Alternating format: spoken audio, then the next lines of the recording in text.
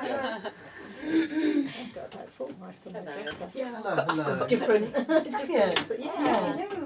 I've got my felt now, so I bought at Christmas. Hi, good evening. How are you all? Oh, it's nice to see so many people and be here. Thank you, John. No problem. A place. What a place. Oh, it's really nice to tell the stories. My name's Henry. I'm your storyteller this evening. I am based just off Dartmoor in Devon, and these stories really sort of came to me, and when I discovered the magic of storytelling and being told old traditional tales, it felt like I'd found a new resource of magic and of medicine, really. And one of the things that really feels uncomfortable in me at the minute is this environmental crisis that we're just plummeting our way into. And I've always been this little nature boy from Devon, surrounded by pixies and moss and granite stones and wildness, and it feels confusing to me that we should have such a broken, fragmented relationship with nature, that we feel like we need to go elsewhere to find and connect with nature when we are such an integral part of it. And that sort of, I started looking for stories that spoke to the environmental crisis. And I'm not going to propose that any of these stories are going to neatly tie up any worries or traumas anybody has. But they came and, Robin Goodfellow danced into my world, and Pan scooped me up and smothered me in his world, and that was a journey and a magical thing in itself. But it all really happened one summer when in Devon it just didn't stop raining. And Devon's really good at rain. But when it carries on all the way through spring and summer, it can get a bit depressing. And this particular summer, the only bit that was of England that wasn't raining was in Kent. So I decided on this week of holiday I had that I wouldn't stay at home in Devon and explore Dartmoor and go camping as I had planned.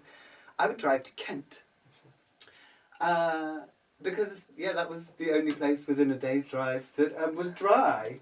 And as I arrived into Kent, it started raining. So I was like, well, sod this, I'm going for a walk anyway, and started walking, but the rains were pretty intense, and I was totally dripping, and I avoided half of the walk that I was going on, and found a pub that was warm and well lit, and went in, and they did that thing where everybody turns round and looks at you, and I was just steaming, and I had my glasses on, and I was just dripping and dripping, and I went up to the bar lady, and she said, "Oh, you're on a magical adventure, aren't you?" And as I was drying my glasses, and she was pulling a pint, I said, "Isn't it funny how we go into a pub in such weather like this to dry off our outsides and wet our insides?" And these group of people were at the bar and around the fireplace like we are. And they said, "Oh, you must be a storyteller to see ways like that." And I said, "Well, funnily enough, I am." And they said, "Good, we're telling stories. What's your story?" Oh, brilliant. And I sat down with them with a pint and thought, oh God. Because, I do feel very comfortable in story, but it's a thing to be put on the spot. So I told them a story of the pixies from where I'm from, because I feel very comfortable with the pixies. And this old boy said, "Well, that was very nice. But the pixies, they have nothing on the Kentish fairies." And I said, oh, really? And they all went, yeah, absolutely. And I was like, what? And they said, well, you know the most famous fairy in the whole of these lands comes from Kent. I was like, well, no, I did not know that. Go on. And this old boy said, you sit down and we should all get a fresh pint because this is a long tale. He said, once upon a time, a very, very, very long time ago, when this story was written down in the 1630s, it was already ancient, he said. The mother of the fairy walked through the Bluebell Woods, and she did it by herself. She loved walking through the haze of the bluebells because the intoxication and the waves, the winds move those shells that mirror the sky in the parallels. Well, it intoxicated her, and she would find pathways through the bluebells that felt like she wasn't stepping on a single bloom. They guided her through the woods deeper and deeper. And when she was walking one spring through the woods, he came. He, King of the Fairies, Lord Oberon, was swimming through the Bluebell Sea at speeds faster than the birds fly. And he was very upset to find a human, a mortal, spoiling his Bluebell Sea. Disgusting. And he got up and appeared in human form and approached her. How dare you come into my woods? She said, excuse me, who are you to say these are your woods? He said, I am no man. I am Lord Oberon, King of the Fairies, and this is no way to talk to our kind. And she said, oh, well, I've heard stories of you. Have you heard stories of me? No. So, who's got the upper foot then? Nobody had ever talked to him like that before. And he thought, who are you? Who are you? I like the cut of your jib. And they started walking. And she was ferocious and independent in herself, and she was delicious to him. And he said, come, let us join in union in the Bluebell Sea. And she said, no, come to my house. It's much more ladylike. And so they went back to this little cottage, and Lord Oberon set up a fairy guard all the way round the house to protect it from no interruption, mostly from fairy, I should imagine, but mortal too. And they fell in love. And so he would come back every night. He said, I don't really come in the daytime. I do not like to be walking through the sun, and so I will come to you every evening and let us make wild, extraordinary love and tell stories to our bodies through kiss and touch and taste. And she had never felt the love of anyone like this. And she soon started to show that she was pregnant. And as she did, he came less and less. And the neighbours never saw him. And the neighbours saw the bump getting bigger and bigger and said, well, that little slut has got herself pregnant, doesn't she?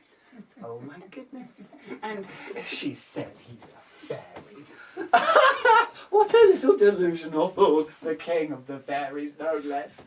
They weren't very nice neighbours, sadly. But as his absence grew larger and larger, gifts started to arrive. And the neighbours changed their tune very quickly.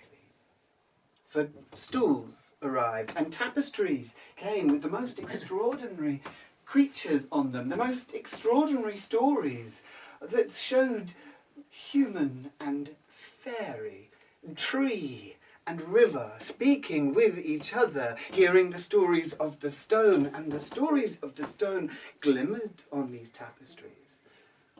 And then tablecloths arrived, for tables she did not have in her small little cottage.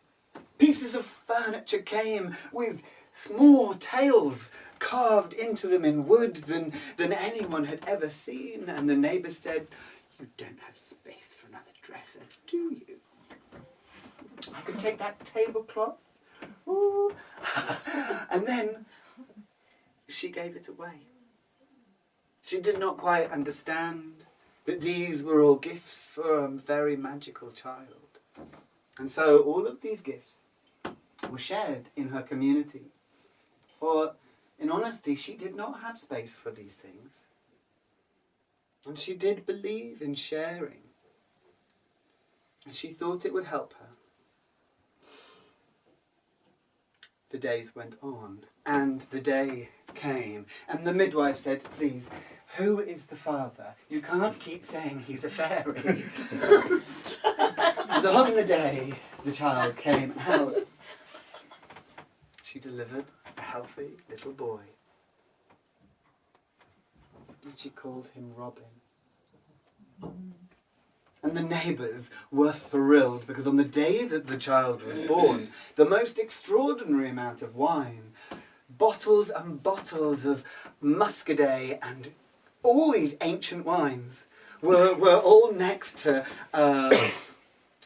birds and hams. There was woodcock and snipe and pheasant and so many birds, game birds, meats and fruits from places with no sun. And the feast for the child's baptism was unlike any that had ever been seen before. And the neighbours were extra specially generous that day. When is the feast going to happen? When are we going to celebrate the great christening of little Robin? And they went. And in the church, there he was christened, and the clerk wrote the name down in his book. And they went back to that little cottage. No father turned up. But they didn't mind about the father, because the feast was extraordinary. And they started eating. And it was only the mother who thought for a moment, perhaps we should take care eating the fairy food. But they were all